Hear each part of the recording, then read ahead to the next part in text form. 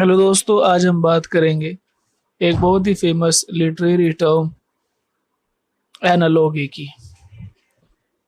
दोस्तों एनालॉगी इसका मतलब ये है कि ये एक तरह का इन्फ्रेंस है, यानी जब दो या उससे ज़्यादा चीज़ों को हम आपस में कंपैरिजन करते हैं तो उस समय ये एनालॉगी कहलाता है। इसी तरह आपने एक टर्म पढ़ा है सिमिली और मेटाफर। तो एनालॉगी भी कहीं ना कहीं सिमिली और मेटाफर की तरह ही होता है। कह रहे हैं they probably agree in others, यानी जब कोई भी चीज दोनों के जैसे जो है सेम हो जाती है, उससे एग्री कर जाती है, तो उस समय एनालॉगी कहलाता है। लेकिन यहाँ पर अगर एनालॉगी ही सिमिली है या सिमिली ही एनालॉगी है तो फिर दोनों में फर्क क्या है।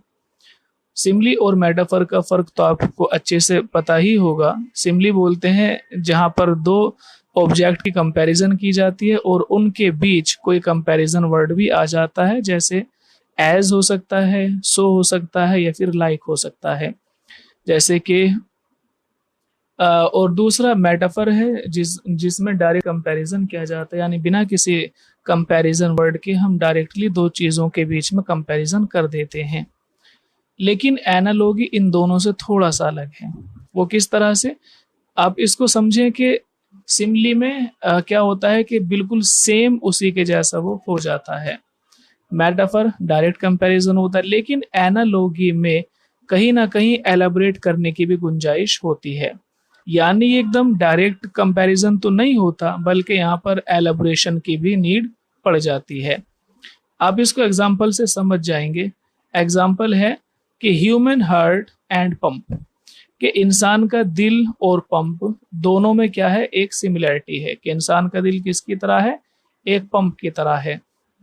लेकिन यहाँ पर बिल्कुल डायरेक्ट कंपैरिजन तो नहीं हो रहा कि इंसान मानव हार्ट और पंप ये दोनों सेम हो सकते हैं, तो दोनों के बीच कंपैरिजन है, लेकिन कहीं ना कहीं एलाबोरेशन की जरूरत भी पड़ रही है।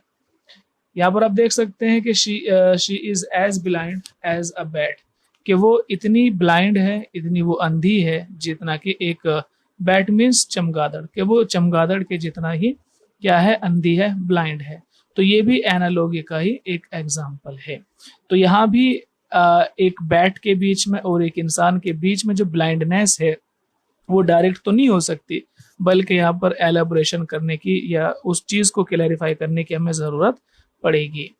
ऐसे ही finding my car key is like finding a needle in a haystack, कि कह रहे हैं कि मेरी चाबी को पाना कहाँ पर, एक भूसे के ढेर में, कि एक भूसे के ढेर में कार की चाबी को पाना किसको पाने के बराबर है, जैसे कि नीडल हो, जैसे कि सुई को भूसे के ढेर में ढूंढा जाए तो जितना मुश्किल सुई को भूसे के ढेर में ढूंढना है, इतना ही मुश्किल मेरी कार की चाबी को पाना है।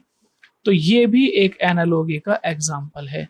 तो एनालॉगी का मतलब ये होता है कि यहाँ पर सिमिली की तरह या मेटाफर की तरह डायरेक्ट कंपैरिजन या डायरेक्ट सिमिलैरिटी तो नहीं होती, बल्कि कहीं ना कहीं कंट्रास्ट हो सकता है और कहीं ना कहीं इसमें अपोजिशन भी देखने को मिल जाता है। यानी वो चीज सिमिलरिटी तो है लेकिन मुश्किल से है, मुश्किल के माने आते हैं या फिर एलाबोरेशन करने की भी गुंजाइश इसके अंदर रहती है।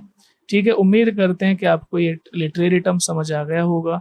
आज के लिए इतना काफी है, मिलते हैं आपसे नेक्स्ट वीडियो में।